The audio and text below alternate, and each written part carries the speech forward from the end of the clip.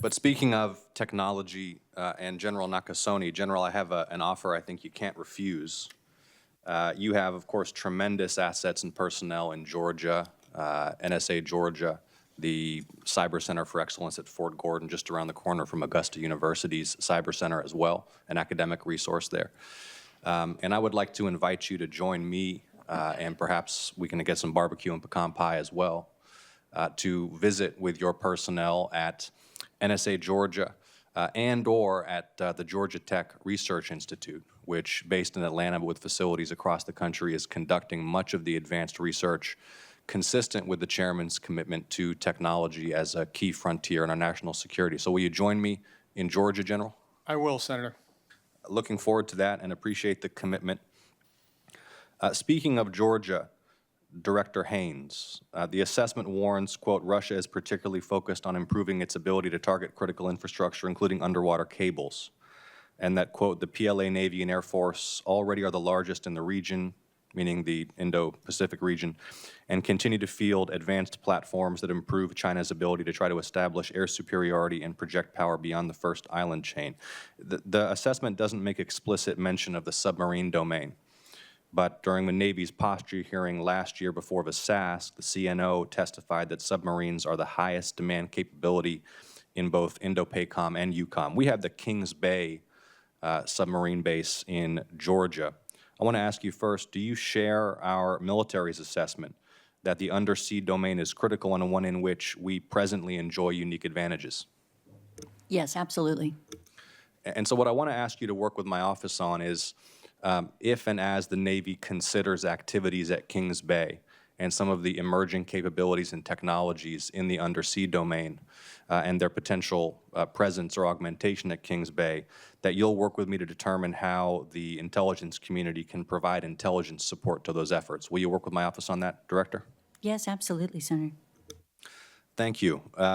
Remaining focused on Georgia, we have the third busiest deepwater port in the country, and Director Wray, as a Georgian, you know this. Ports are critical infrastructure, yes? Absolutely.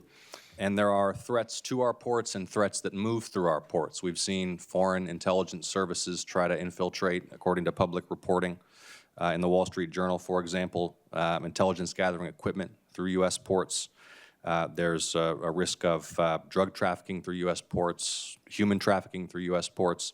Director Wray, I'd like to ask you to redouble a commitment you've made to me in the past to ensure that the FBI is fully focused on protecting the Port of Savannah and other seaports across the country. We're very focused on port security. I haven't forgotten our previous conversations on the subject, both in Savannah, but also in places like Norfolk and other significant ports around the United States. And certainly a lot of the comments that occurred earlier about other technologies and the Chinese government's ability to advance their agenda at our expense apply in spades to ports and port technology and port services. So speaking of ports and critical infrastructure, I'd like to hear from you on this, Director Wray, and then also from Director Haynes. Director Wray, what are the capabilities that you lack that require the DHS Office of Intelligence and Analysis to undertake its own with respect to the protection of, for example, ports or other critical infrastructure? And Director Haynes, so you can contemplate it for a moment before I come to you, the question I'm going to ask you is why we require an independent intelligence office at the Department of Homeland Security and why the FBI can't do that work. Go ahead, Director. Well, I think we work well and closely with that office at DHS. I don't know that I could point to a specific thing that we lack, but certainly more players on the field is a useful exercise. Well, sometimes, unless there's duplication or overlap or inefficiency, right? There is that. I will say that what we focus on the most, and it relates to the overall theme of technology here from a different way, is that we in the FBI and to some extent throughout the intelligence community have a big data problem, to use the cliche, of our own, right? Which is that in every investigation, every intelligence analysis, the amount of data that is available or that is being reviewed has exploded over the last few years. If you just look at a typical FBI case, we've, in one active shooter situation, for example, to pick something simple, We've had ones where we've had more data pour in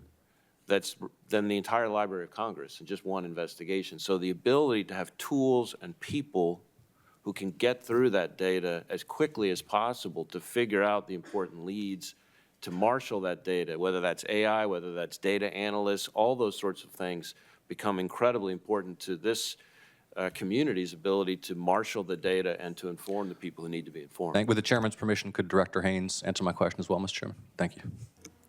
Thank you, Senator.